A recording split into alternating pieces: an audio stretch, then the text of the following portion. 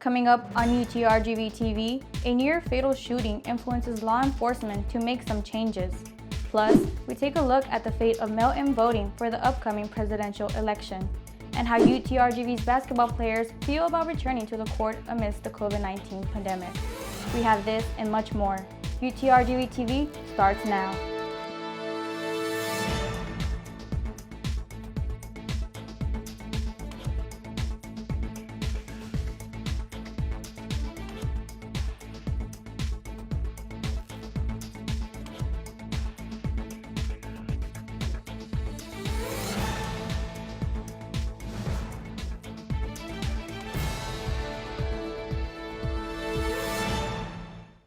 Welcome to another semester and the latest edition of UTRGV-TV.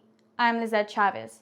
Today is Monday, August 24th, and at the top of this week's newscast, new questions on law enforcement training, when called to respond to people with mental health issues. After a near-fatal shooting earlier this month of a FAR teen claimed to have mental health issues by his mother.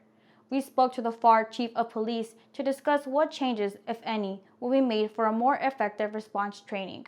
Our reporter Hector Tamez has more.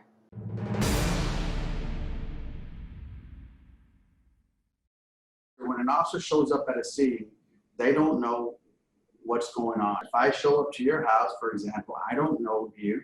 I don't know what you're going through. Chief of Police in FAR, Andy Harvey, shares that police officers respond to calls to calm the situation. On August 13th, FAR police officers received a call from a mother claiming that her 18-year-old son was acting violently. Patrol officers respond and met with her son. Officials say her son was holding a BB gun, but Harvey says that it looked like a regular rifle. Patrol officers asked him if he could drop the weapon, but he did not comply. This resulted in the son getting shot. UTRGV criminal justice professor Mark Dansker says that there is no way for a police officer to be ready for situations involving people with mental illness. You don't know what you really have until it happens.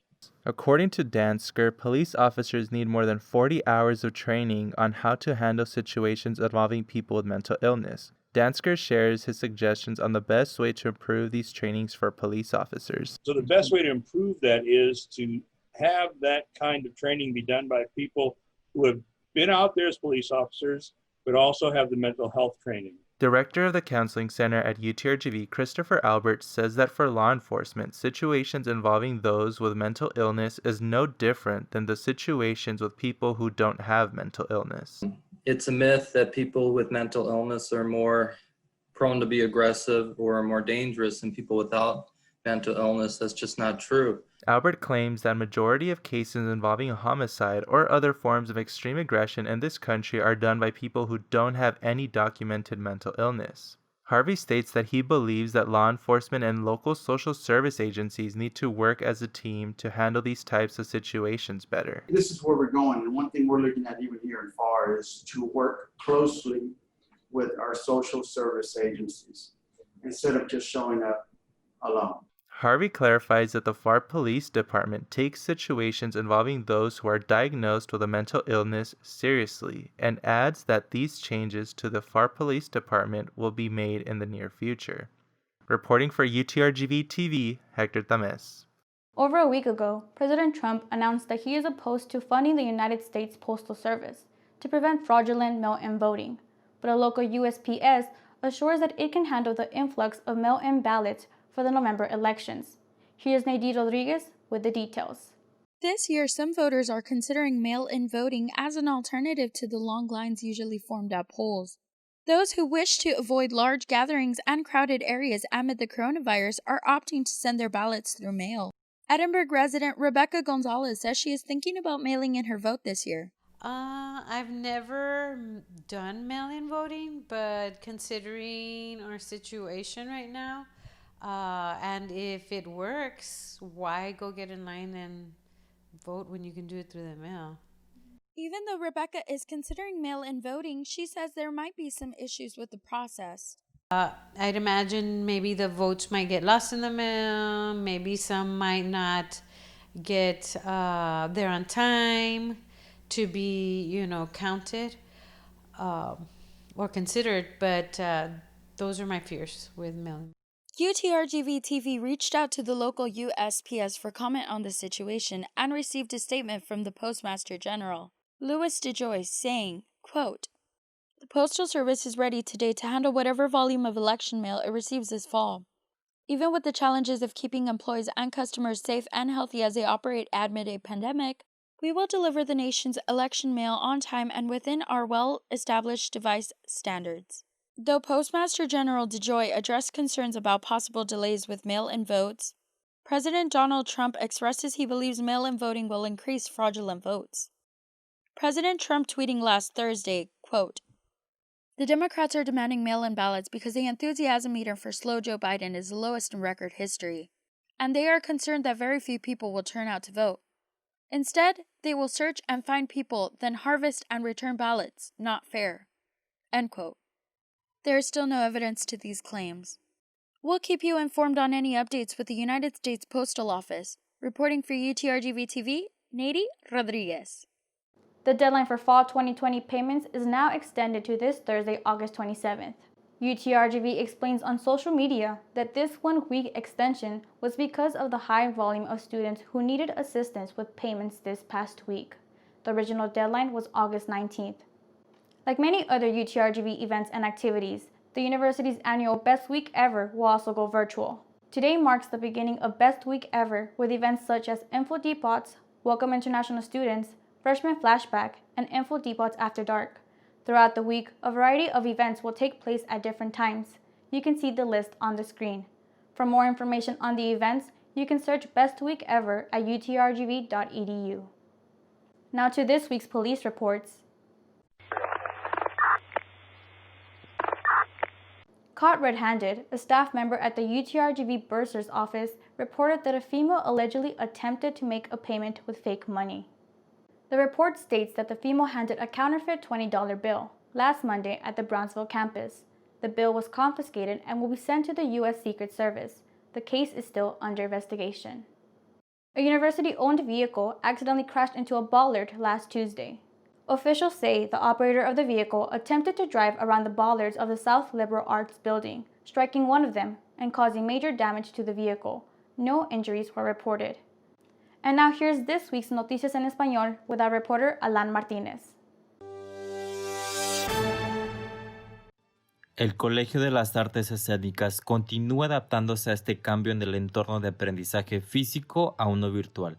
Entre ellos, el ballet folclórico de UTRGV está en su espera de regresar a su normalidad y disfrutar de los escenarios.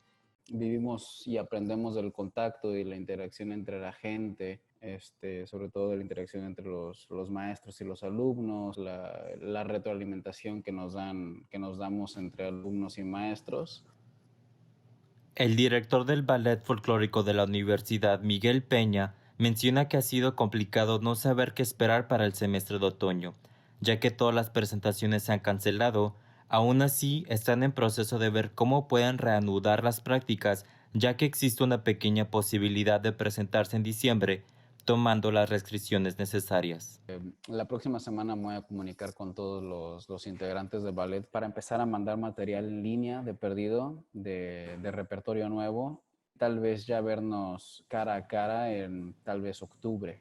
Enfatizar la cultura mexicana y practicar los bailes tradicionales mexicanos de ballet folclórico requiere mínimo 3 horas diarias, disciplina y responsabilidad de parte de los bailarines en plena pandemia. Hablamos con un integrante del ballet folclórico, Guadalupe Garza, quien nos comparte practicar afuera de su casa en su tiempo libre. Es nuestra obligación para seguir como bailarines profesionales, como entrenar tú solo, obvio. O sea, es tu trabajo, es tu profesión.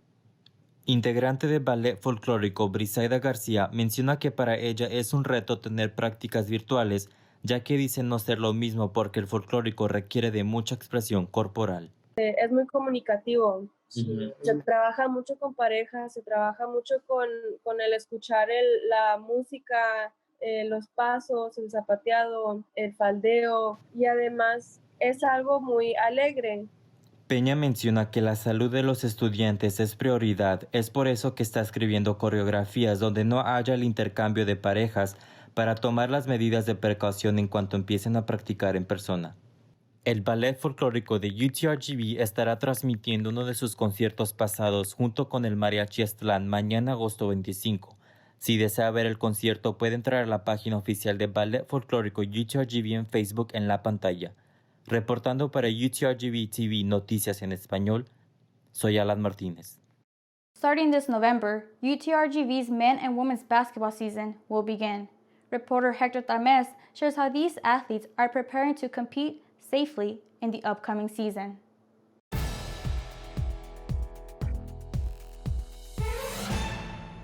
The fall 2020 basketball season is on its way, with the first game coming in November. Men's basketball senior point guard Javon Levi says that as an athlete, he's looking forward to playing in the upcoming season. I feel real good. I think we got a real good chance at winning a conference tournament this year, probably our best chance since I've been here. But we've been improving every year. Levi adds that the team has been preparing for the upcoming season by watching playbacks of previous basketball games and by practicing individually on their form and shot. This season will be different from previous seasons due to the COVID-19 pandemic. Levi explains that the pandemic has made it hard for him to practice on other aspects of the game, due to not being able to practice with other people during the off-season. Levi mentions that even though he doesn't feel comfortable playing for the upcoming season, he is looking forward to competing. UTRGV women's basketball point guard Amara Graham explains that she views the upcoming basketball season as a challenge. You can only do so much working out by yourself. I like the competition part of it, so that's really hard right now. But I think I look at it as a challenge, the best players and the best teams are going to come out of it. Graham shares that the pandemic has had a great impact on her training. Although she can't train alongside others, she continues to train by herself for the upcoming season. Graham says that one of her favorite parts about being a competitor is that she gets to travel for basketball games. UTRGV men's basketball coach Lou Hill shares how he feels about traveling during the upcoming basketball season. If I'm traveling, I'm not traveling with fear. I'm traveling. If we on the basketball court, we not on the basketball court. Oh, I hope we don't get this. I hope we don't. You can't live your life that way. Hill adds that the upcoming season will be difficult, not just because of the competition, but because of how different the campus will be for the players. Hill states that the upcoming season will require for the players to be very disciplined by following social distancing. For more information about the upcoming UTRGV basketball season, visit the website goutrgv.com. Reporting for UTRGV TV, Hector Tames. That's all we have for you today. But remember, if you have a story or know someone who's making an impact on campus or in the community, you can contact us through our social media or email us at tv@utrgv.edu. See you next Monday and stay safe.